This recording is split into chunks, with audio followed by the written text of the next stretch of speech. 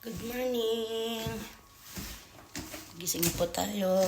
Luto tayo ng breakfast. Nagugutom na ako. Sabi ko good morning pero anong oras na ba? Launa na yata. Ang hapon. Ang gustong kumuha ng ampalaya. Maglaga ng ampalaya. Ang konting ampalaya dun sa tanim natin sa garden. Ayan po yung little garden ko. May ceiling mahaba, manghang, and then yung ampalaya. Puntahan po natin. Ako dyan, pero hindi naman nakakainan. Wala akong kasama. Lagi akong mag-isa. Tanim ko po yan. Yan ang daming bunga. Look. Ayan. Ito naman po yung ceiling. Verde. Manghang. Ito. Yan. Ito yung daming bunga oh. Magpupula na. Wala akong magluluto. Alam kumakain kundi ako lang mag-isa. Ayan, tanim ko po ito. Lagi po ako nagtatanim every summer dito sa Japan.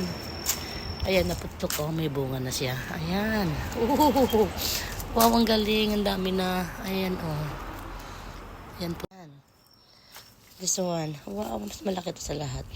Oh, ang sweet. Ang daming bunga. Yes. Marami tayong maha-harvest today. Yes. Bali, 2 puno lang tinanim ko nung summer. Ngayon, ayan na siya malago. Ayan. Pitas na po tayo.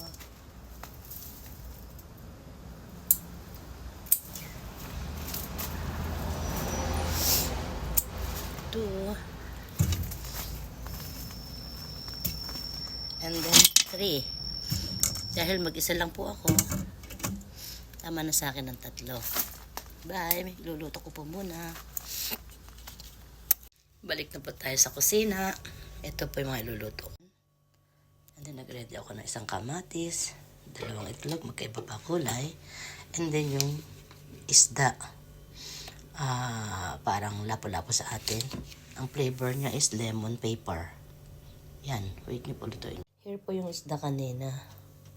Ang bango. Lemon pa lang, amoy na. Ihaw ko na po ito. Ready ko na yung grill. Ayan po. Ayan. Ihaw ko po siya dyan. Hi, I'm back. Luto na. Look. Nag-ready ako ng kamatis, sibuyas, may sili, konting bagoong, at konting suka. And then, eto na po yung inihaw ko na isda. Diyan. May flavor na po yan. And then, nagluto rin po ako ng itlog. Ito na po yung harvest natin. Ang palaya, at talong. Ay, ito yung ginamit kong bagong. Ito pong suka, hindi na original yan. Tinimplahan ko na po yun ng maraming sili, sibuyas, paminta, tsaka konting asukal. Yung po sili, galing lahat niya sa likod bahay. Kain po tayo.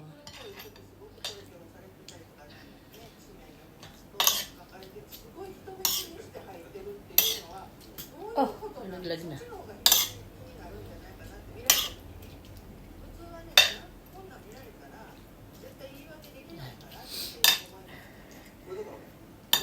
Sibuyas. Tikman po natin yung sibuyas at kamatis.